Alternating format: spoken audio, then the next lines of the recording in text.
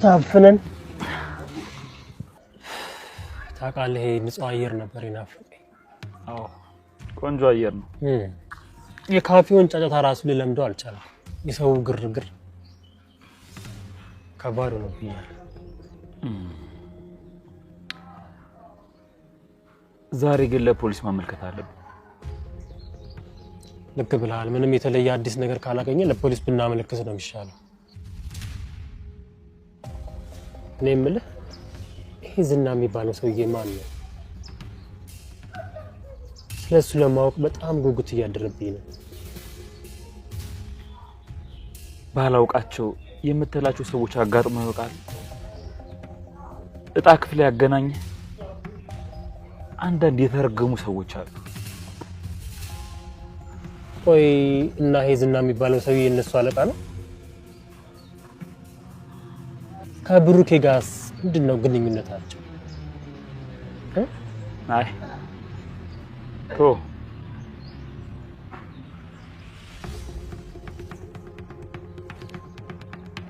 ምን ነው ደነገጥ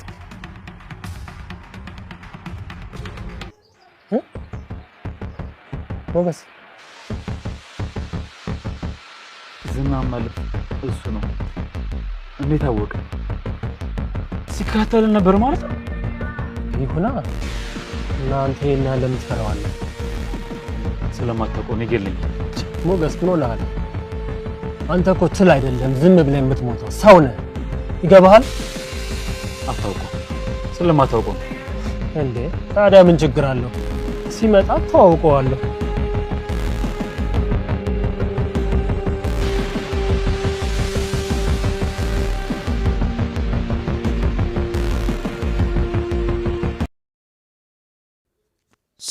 ሰላም እንደምን አላችሁ ውድ ምሳሌ ድራማ ተከታታዮች ምሳሌ ድራማ እንግዲህ በዚህ ክፍል ላይ አንዳንድ ነገሮችን አሳይቷል ወጣ ያሉትን ነገሮችን አሳይቷል ዝና እንግዲህ በጣም እየፈራ ነው ዝና እንደ በፊቱ እየሆነ አይደለም አቋሙ በጣም ወርዷል ከዚህ በኋላ እንግዲህ ያለው አማራጭ እርቅ ሳይሆን አይቀርም የሚል ሐሳብ አለኝ ቤተሰቦች እስኪ በዝና ጉዳይ ምን ትላላችሁ እኔ በወክሌ ግን ዝና በጣም ተዳክሟል ከዚህ በኋላ እንግዲህ አርፎ ኑሮን መቀጠል ይመስለኛል እስቲ እናንተስ ምን ትላላችሁ ሐሳባችሁን ኮሜንት ላይ አጋሩልኝ ምክንያቱም እንደዛ ያልኩበት ምክንያት እንግዲህ ከማሌት ጋር ብቻው ነው ሲሰራ የነበረውና ማሌት እንግዲህ ምንም ያጠናከረች አይደለችምና እሷ እንግዲህ እኔ ግን ሳስበው ሞገስን እያስመለጠች ሳትሆን አትቀርም የሚል ሐሳብ አለኝ ምክንያቱም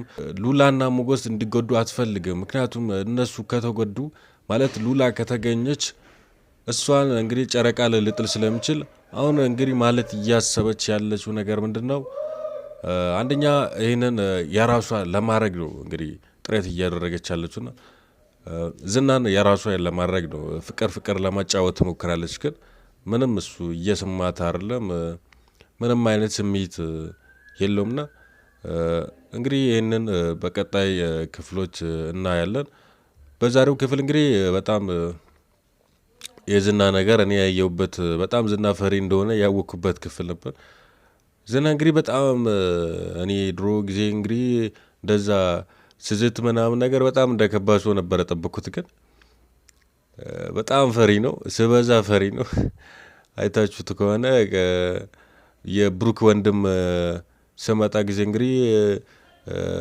ማለት በጣም ተደባዳቢ ነው ከእስር ቤት ነው የመጣው ምናምን ነገር ሲባል በጣም ፈርቷል ወደ ኋላ ነው እንደው የሮጦና እንግዲህ ሞገስም ቢሆን ጠንከር በል ምናምን ነገር አሁን ሞገስን እያስፈራራ ያለው በሞገስ ላይ እየዛት ያለው የሞገስን ልብ ስላወቀ ነው እንጂ ሞገስም ትንሽ ጠንከር በል ምናምን ዝና ራሱ ከሀገር ይወጣል ብዬ ነው የማስበው አሁን እንደዚህ በወሬ ምናምን ነገር ተደባዳቢ ነው ሲባል ሰምቶ ምሮጠው አንደኛው እንግዲህ ይዞት ምናምን ነገር ቢያጫውተው አርፎ ይቀመጣል ብዬ አስባለሁኝና ሌላው ግን እንግዲህ ከዚህ ድራማ በጣም የማነሳው ነገር እንግዲህ በጣም እኔ ቢያንስ ከዛሬ ጋር 3 ክፍል ምናምን ሆኗል። ግን አብዛኛቻችሁ ደግሞ በጣም እየጠየቃችሁት ናችሁና ይህም እንግዲህ የብሩክ መጥፋት ነው።